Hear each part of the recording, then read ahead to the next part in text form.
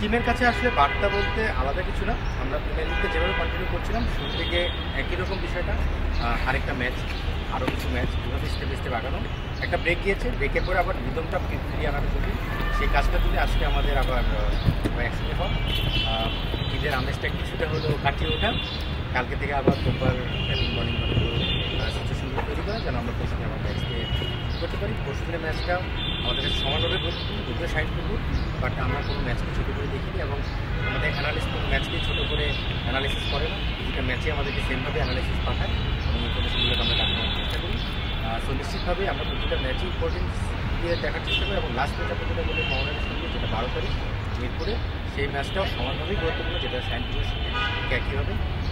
হয়তো আমরা যেটা ধারণা করছি বা শুনছি যে টেস্ট প্লেয়াররা হয়তো বা সেই ম্যাচে আনএভেলেবল হওয়ার একটা সম্ভাবনা রয়েছে, যদি সেটা হয়ে থাকে সব টিমের জন্যই সেটা করবে, আর যদি আমরা সবাইকে পাই সেটা তো আমি হ্যাপি থাকবো। আমি চাই যে আসলে আমরা পুরো দল নিয়েই খেলার জন্য, বাট যদি বোর্ডের কোনো সিদ্ধান্ত হয় সেটাকেও আমরা সাপোর্ট করার চেষ্টা করবো, বাট না হলেও আমরা আমাদের প্লেয়ারদের টেস্ট ম্যাচ 20 তারিখে, ক্যাম্প শুরু 11 বা 12 তারিখে, আর যদি ওটা আপনার লাস্ট ম্যাচ এবং খুবই ইম্পর্টেন্ট ম্যাচ, কারণ আপনার যদি মোহামেডানকে হারান 4 পয়েন্ট ক্লিয়ার হবে, মানে এখানে আর কিছু ম্যাচ আছে, তো সেই ক্ষেত্রে একটা দিনের জন্য তো আপনারা আবেদন করতেই পারেন যে একটা দিনের জন্য ন্যাশনাল টিমে প্লেয়ার লাগা রয়েছে, যেটা নাহিদ হোক, শান্ত হোক বা আরও যারা রয়েছে, এটা করবেন কি?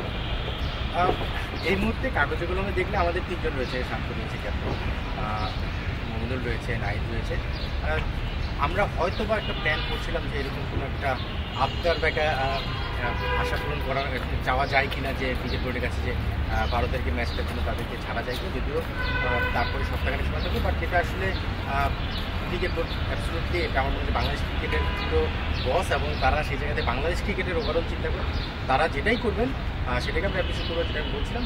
বাট অবশ্যই আমাদের একটা ইচ্ছা আছে যে চাওয়ার ব্যাপারে, মাত্র আসলাম আজকে, কালকে হয়তো আমরা যদি কিছু একটা প্ল্যান করতে পারি যে আমাদের লাস্ট ম্যাচটা সবাইকে অ্যাভেলেবল করা যায়, আমি সেটা পজিটিভলি দেখি। অনেক টিমেও আমি জানি যে মোহামেডানে বেশ কিছু প্লেয়ার রয়েছে, বাট আমি আসলে সেই জায়গা থেকে চিন্তা করছি, আমি মনে করি যে ফুল স্ট্রেন্থ নিয়ে যদি দুটা দল খেলে সেখানে যেভাবে জিতে আসুক সেটাকে অ্যাপ্রিসিয়েট করা যায়, এবং আমার মনে হয় যে আমি আমার ফুল স্ট্রেন্থ পেলে আমি যে কোনো দলকে হারাতে চাই। নাহিদ রানার বিষয়টা আমরা দেখেছিলাম, ফার্স্ট টেস্ট খেলে যাচ্ছে পিএসএল খেলতে, প্রথমত আপনার টিমের প্লেয়ার এটা খুবই ভালো হয়েছে যে পিএসএল খেলবে এবং সবাইকে প্রায় ফুল ইউজ দেওয়া হচ্ছে, এবং নাহিদ রানার বিষয়টা খুবই যৌক্তিক, তার ইঞ্জুরি কনফার্মের জন্য আপনি সিদ্ধান্তটা কীভাবে দেখেন এবং তার জন্য কেমন হবে আপনি আপনার প্লেয়ার বলে জিজ্ঞাসা করবেন?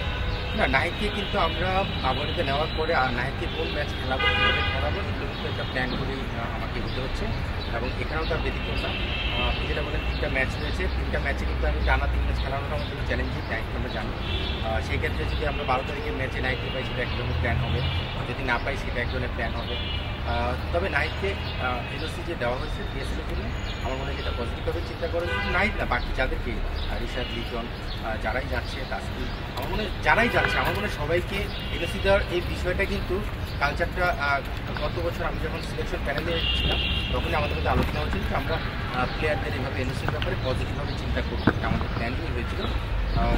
গত বছর কিছু ফল দেখা গেছে, এবার এটা আরও স্ট্রংলি দেখা যাচ্ছে যে সেটাকে ফলো আপ করা হচ্ছে, এবং আমার কাছে মনে হয় যে এটা প্লেয়ারদের উন্নতির পাশাপাশি বাংলাদেশ ক্রিকেটের উন্নতির জন্য কাজে লাগবে, এবং এই প্লেয়ারদের এনওসি দেওয়ার মানে সেই জায়গায় আরেকটা প্লেয়ারকে রিপ্লেস করা হচ্ছে।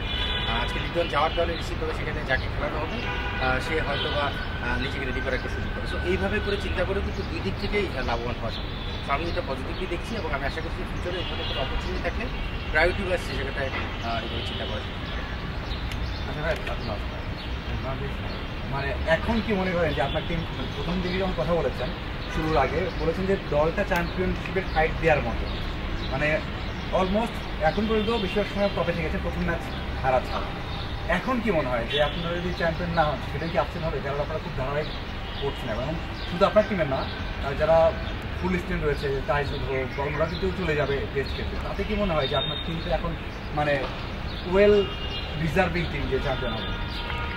আমি আসলে অনেস্টলি যদি আমাকে জিজ্ঞেস করে যে কোনো কাজ করার সময় একটা লক্ষ্য সেট করা হয়।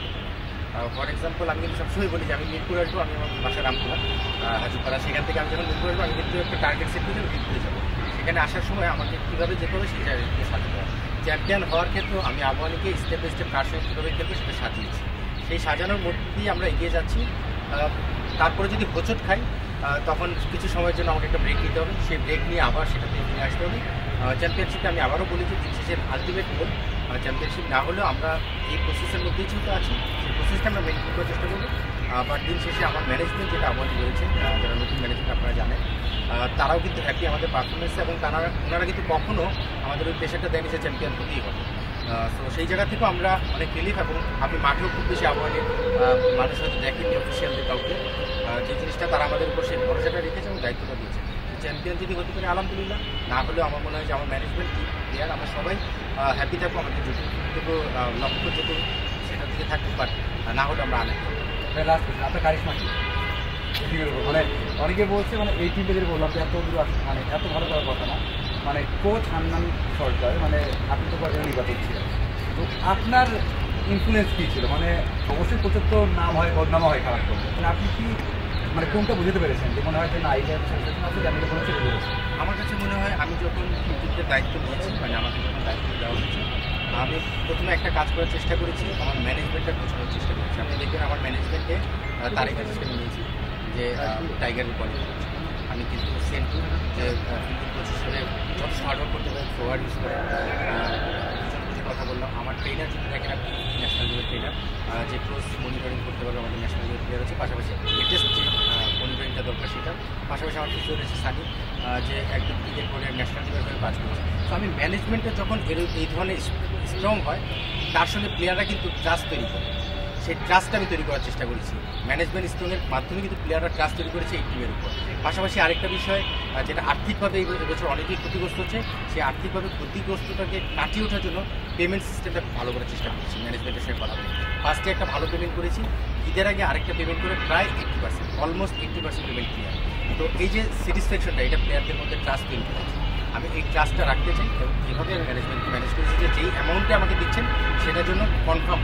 অনেক সময় আমরা দেখেছি ক্লাব ক্রিকেটে টাকাটা হেরাফেরি হয়, বাট আমরা এই বিষয়গুলো ওভারঅল কনফার্ম করার চেষ্টা করেছি। আমি যখন দায়িত্ব নিয়েছি ম্যানেজমেন্টের সঙ্গে, প্লেয়ারদের সঙ্গে, আর তার সঙ্গে আপনি মাঠের খেলা যদি আসেন, সেখানে আমি প্লেয়ারদের খুব ট্রাস্ট করি। আমার 4 জন ক্যাপ্টেন রয়েছে, আমি সবসময় বলি, মিটিং থেকে শুরু করে আলোচনায় সবসময় আবহানের ক্যাপ্টেন শান্ত বাংলাদেশ টিমের ক্যাপ্টেন, মোসাদ্দেক বাংলাদেশের ক্যাপ্টেন ছিল, আবহানের অলিখিত ক্যাপ্টেন, তার সঙ্গে কিন্তু মমিনুল বাংলাদেশের ক্যাপ্টেন ছিল, মিথুন প্লাস রিসেন্টলি বিপিএলের নার্সের ক্যাপ্টেন। সো আমি এই 4 ক্যাপ্টেনকে পাওয়াতে আমার কাজটা অনেক সহজ। মাঠের খেলায় তাদের বড় ভূমিকা রয়েছে।